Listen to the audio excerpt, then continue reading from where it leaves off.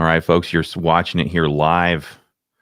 This is the live U.S. Senate right now, folks. Welcome in here. This is the American Firearms Association. We're broadcasting over a lot of different channels right now, but we are watching the live final moments. You can see the votes are 49 yes to 50 no on the repealing the ATF's lawless pistol brace ban. But at this point, Alex, even with a 50 yes, 50 no, this thing is not going to pass.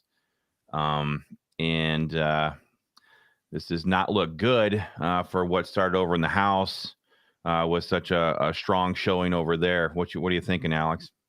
Yeah, I mean, we were really expecting Manchin to stand up and play the middle ground like he's done so famously for so long, and vote no on this. We also thought it would have been wise for him to do so, considering he's up for re-election this year.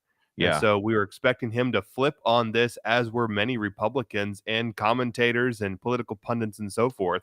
But I guess we're just going to have to let everyone know in the state of West Virginia that Manchin's out for throwing him in jail for 10 years for owning a pistol brace. I guess the one. So, Alex, I haven't been one sitting here watching this the entire time, but did Kirsten Sinema from Arizona, did she vote yes? I Or did no not hear that on name. this? I did not hear that name. Okay. A bunch came in at one time, though, so Yeah. we'll soon find out. But surprisingly, even a lot of the rhinos who voted for gun control last year got wise on this. Yeah, And Mitt Romney, Lindsey Grahamnesty, a lot of these people, this isn't a shocker. Obviously, some of the Republican politics and Republican Party has moved to the right under Donald Trump, but Marco Rubio, I mean, even for him, Rick Scott, he's the guy who signed, as governor of Florida, he signed all those gun control bills into law. For those two people to be voting the correct way on this, it's a good sign. But I think the gig is up. The gig is up, I should say, on Joe Manchin. Folks, if you live in West Virginia, or if you know somebody in West Virginia, this guy has straddled the middle line for a decade now, pretending that he's a conservative in the Democrat Party, that he's a moderate, that he's a blue dog Democrat. But this is a guy. Here we go. Audio. It failed. There it was. Mm. There it was. So I don't know who it was who. Let me let me shut this audio off over here, Alex.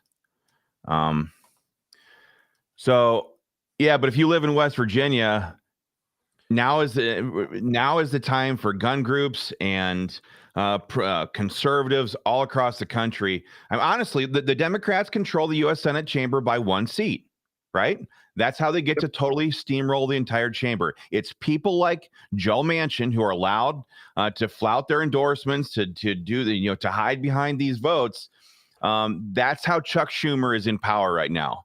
So it's going to be incumbent upon the gun rights community to go into West Virginia and find and recruit a pro-gun candidate and light him up. It's time to primary the guy. It's time to run against him in the general. Yeah, not primary him. We can't primary. You cannot run a pro-gun candidate in the Democrat Party anymore. No. This guy has to be lit on fire politically from the conservative right. And now, I guess if there's one good thing that we've seen here about this today is now we have an objective vote that we can go in and prosecute him in the court of public opinion and make him pay for his political sins.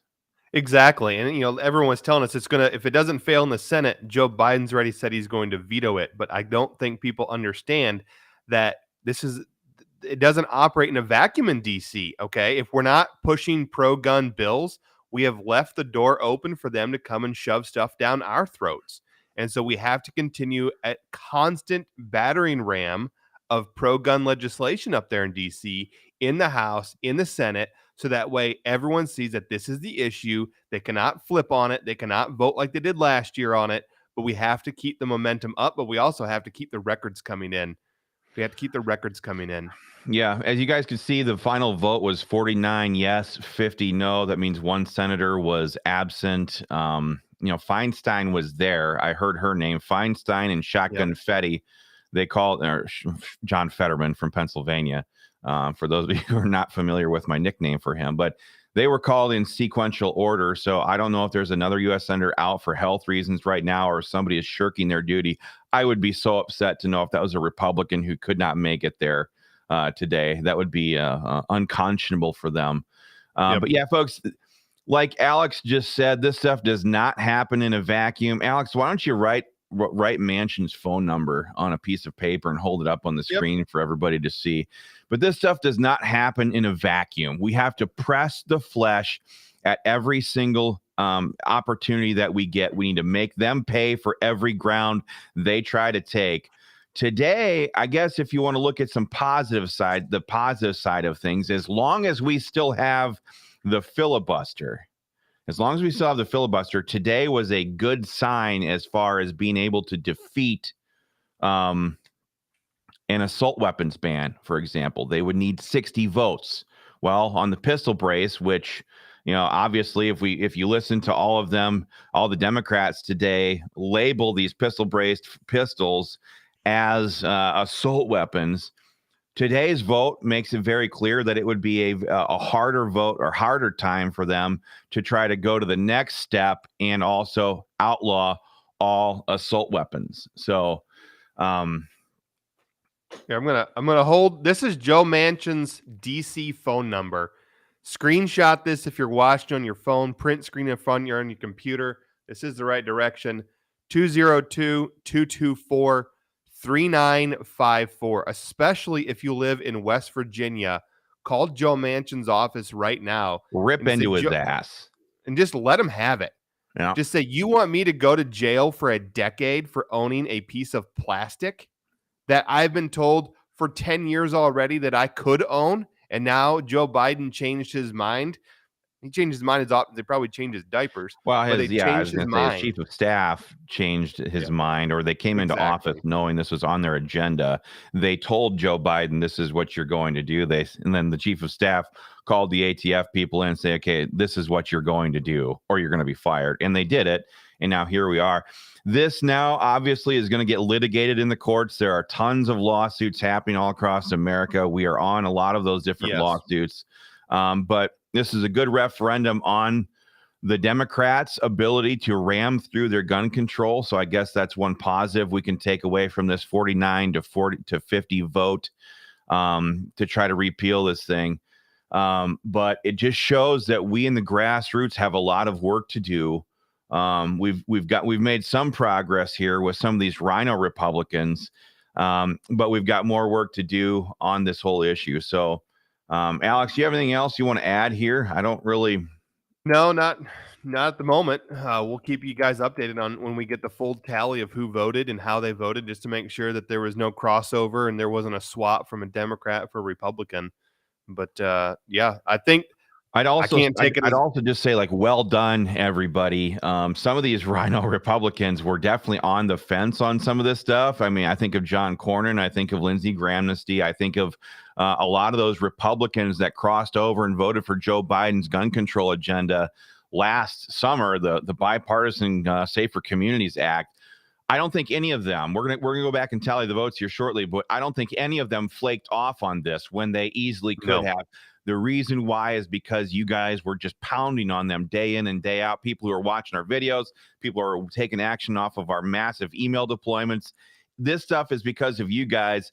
Honestly, we know from our sources on Capitol Hill that the entire left-wing machine, the Bloomberg's Radical, Lion Commie Mommy Brigade, Giffords, all the state level groups in all these different states across America, they were putting pressure on on them heavily on some of these rhino Republicans to vote with the Democrats on this, like they did last summer, and we got them to lock up. So, folks, that's your victory today.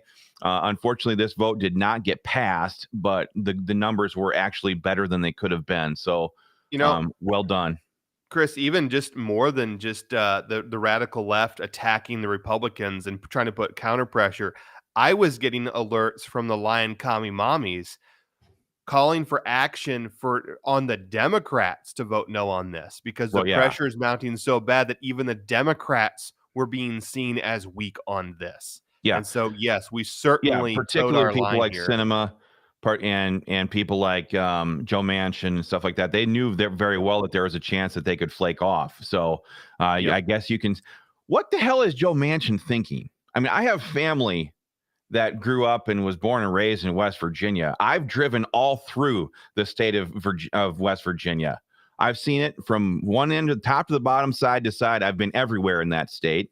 And what the hell is Joe Manchin thinking? I mean, clearly Bloomberg and company is going to come in and spend millions of dollars trying to defend his dumbass in the next elections. But, you know, they need to pay for something like that. There needs to be a political price put out there amongst the voters of West Virginia. And he needs to answer for these sins. So, again, good job, everybody. This war is not over by any means. Nope. We're obviously still litigating this stuff in the courts. But good play that was run by House Republicans. What's his name from down there in Georgia? Is a guy who, what's his name? Andrew Clyde. Yeah, Andrew Clyde. Well done. Well done. Well done playing the House leadership on this whole thing as well. I mean, that's a high class play, and it's something that might benefit gun owners in West Virginia very greatly, simply because Andrew Clyde had the balls to say that this is the right thing to do, and he forced it through the House. And now Joe Manchin is objectively on record saying that he wants hundreds of thousands of West Virginians to be considered felons for owning something that they bought and purchased legally from their local firearms dealer. So well done to Congressman Clyde from Georgia. I hope you get the recognition that you deserve for something like this. So, folks, that's all we've got for today. Thanks for watching. Thanks for taking action. We'll be back with more in the final tally the moment we have them. Have a good